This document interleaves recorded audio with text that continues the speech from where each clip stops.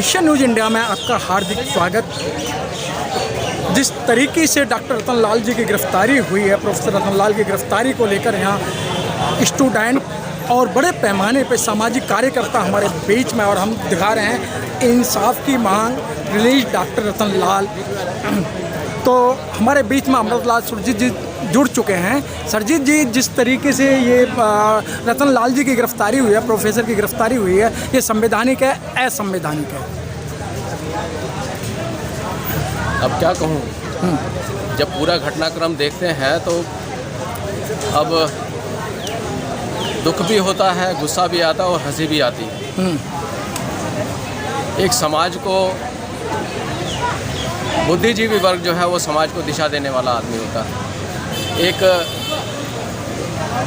समाज के एक बुद्धिजीवी जिसने डॉक्टरेट की हुई है, प्रोफेसर है, तो समाज के अगवा लोगों के अंदर गिनती होती है। तो वो जो कोई बात कहते हैं ऐसे ही अनावश्यक रूप से निराधार नहीं कहते हैं जी। तो उनकी यदि कोई भी बात होती है वो एक विमर्श का बात होती है, ऐसा मैं मानता हूँ। डिबेट हो सकती थी, उस पर डिबेट ही होनी चाहिए। यदि कोई ऐसे साथी कोई भी बात कहते हैं, चाहे वो जितनी ही बुरी से बुरी हो, अच्छी से अच्छी हो, वो उसके ऊपर डिबेट ही हो सकती है। उसके ऊपर अरेस्ट जो है वो किसी मायने में होता नहीं है। और एक संविधान, जहाँ पे संविधान आपको बात करने की, अपनी बात रखने की, कहने की स्वतंत्रता देता है, वहाँ पर अपनी बात कहने के लिए किसी को अरेस्ट कर लेना जो है वो एक बचकानी बात मैं समझता हूँ। तो सर क्या लगता है कि जिस तरीके से गिरफ्तारी ही है कि जैसे आप जैसे लोगों को, जो सामाजिक कार्यकर्ता हैं, उनको एक धमकी है या उनको डराया जा रहा है? हाँ, जाहिर है कि जो बातों से डरते हैं, जिनको लगता है कि हमारी बात जो झूठ है वो झूठ का पर्दाफाश हो जाएगा और सच्चाई सामने आ जाएगी, तो झूठ को डर लगता है, तो डर को, झूठ जो है वो सच्चाई को छिपाने के लिए अपने ऐसे काम करता है। सर, ढोर गंवार शुद्ध पशु नारी, ये सब ताड़न के अधिकारी, तो किताबों में आज भी पढ़ाया जा रहा है। जहाँ कहीं शिवलिंग की बात आती है, अगर सच्चाई बोली जाती है, एक बल्ब को शिवलिंग कह देंगे तो एक बुद्धिजीवी व्यक्ति कैसे मान लेगा? हाँ, यही तो बात है ना। जो बुद्धिजीवी उसको कैसे मान लेगा? बुद्धिजीवी तो उसका विरोध करेगा। अब बुद्धिजीवी उसका विरोध करेगा तो क्या करेंगे? अब जिनके पास जो बुद्धि नहीं है वैसे बुद्धिहीन काम करेंगे। सर, एक तरफ जो जंतर मंतर पर संविधान की जो किताब है, संविधान को तार तार किया जाता है, उसको जलाया जाता है, वो आज भी फ्री घूम रहे हैं। और एक इतने बड़े प्रोफेसर की, जो दलित प्रोफेसर है, उसको रात को 11 बजे गिरफ्तारी होती है, बगैर नोटिस के गिरफ्तारी होती है, बगैर इतला की गिरफ्तारी होती है। मैं इसको, ठीक है, एक ये हमारी एक समाज की सच्चाई है कि वो एक ख़ास वर्ग से आते हैं, लेकिन वो जो भी काम करते हैं वो देश के भले के लिए है। आज देश एक ऐसे सांप्रदायिकता के चक्रव्यूह के अंदर फंस रहा है कि इसका भविष्य एक मुश्किल नज़र आती है। और मैं समझता हूँ कि जिस तरह से आज हिंदू राष्ट्र की और हिंदुत्व की बात चल रही है, तो ऐसा यदि इसको ज़्यादा गहराई से इसके ऊपर कहा गया तो एक देश जो है, देश का अस्तित्व खतरे में नज़र आता है। जो आज की राजनीतिक सरगर्मियाँ में है, उन सरगर्मियों के हिसाब से यदि देखा जाए तो विदेशी मुद्दा जो है वो, विदेशी हमारी जो साठगांठ है उसमें देखा जाता है। तो आज हम देखेंगे कि भारत ने अमेरिका से नज़दीकियाँ बढ़ाई हैं, रूस को थोड़ा सा किनारा रखा है और इसके अमेरिका के प्रति सरगर्मियाँ बढ़ाई हैं। उधर हमारे काउंटर पार्ट, जिसका हम, जो आज की जो ताकतें हैं वो ज़्यादा नाम लेती हैं, पाकिस्तान, वो पाकिस्तान ने अमेरिका का साथ छोड़ के रूस की दोस्ती शुरू की है और उसने चाइना की दोस्ती शुरू की है।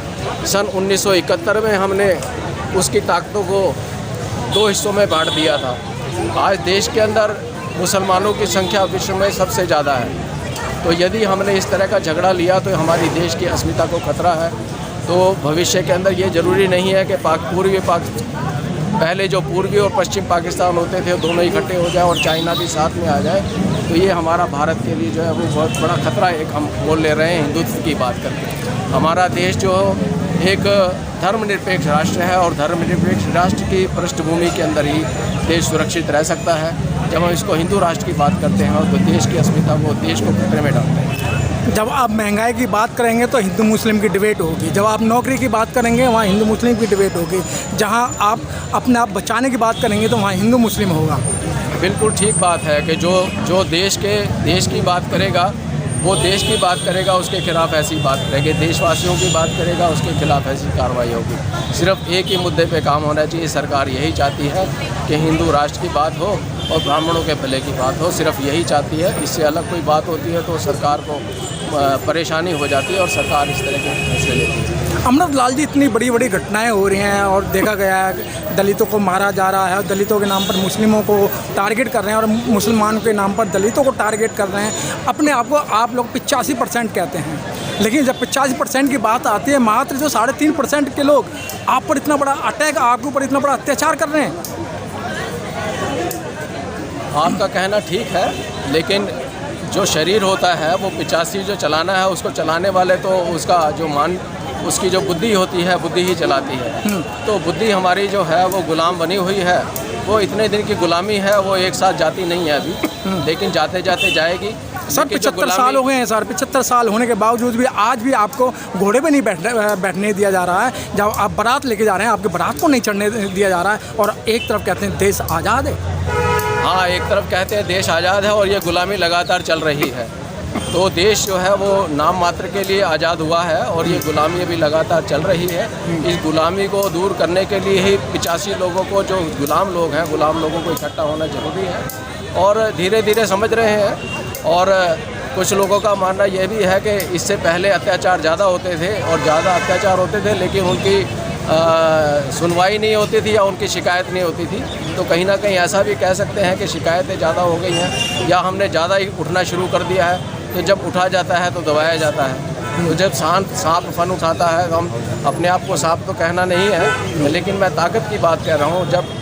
जब अपनी ताकत दिखाई जाती है तो सामने वाला है उसको दबाने के लिए कुछ ना कुछ काम करता है। तो एक इसका कारण ये भी हो सकता है कि हमारी ताकतों का निर्माण हो रहा है, तो हमारी बढ़ती हुई ताकत के निर्माण की वजह से ऐसे एक्शन हो रहे हैं। और ये प्रोफेसर रतनलाल जी की गिरफ्तारी भी जो है, इसको इस रूप में देखना चाहिए कि हमारे अंदर ताकत का निर्माण हो रहा है, कि दुश्मन को खतरा पैदा हो रहा है, कि दुश्मन को खतरा अपना पूरा करने के लिए वो इस तरह की गिरफ्तारी की है।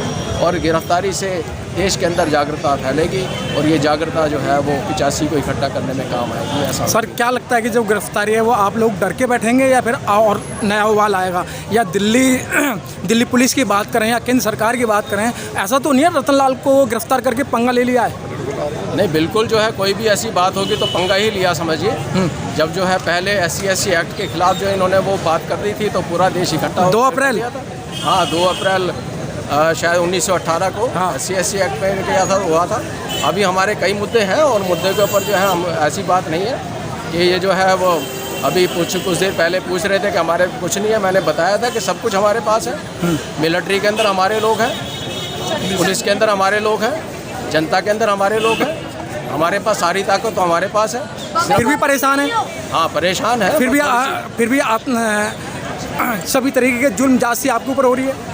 हाँ परेशान है, थोड़ी सी परेशानी है। वो थोड़ी सी परेशानी दूर हो जाएगी तो सब ठीक हो जाएगा। कब होगी सर? 75 साल हो गए आपको? नहीं तो 2000 की बात ही हो, 75 सालों में तो नहीं होगी। हाँ। तो आज सत्ता में आए, उन्होंने भी 100 साल काम किया है।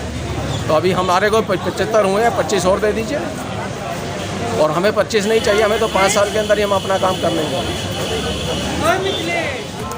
Press the bell icon on the YouTube app and never miss another update.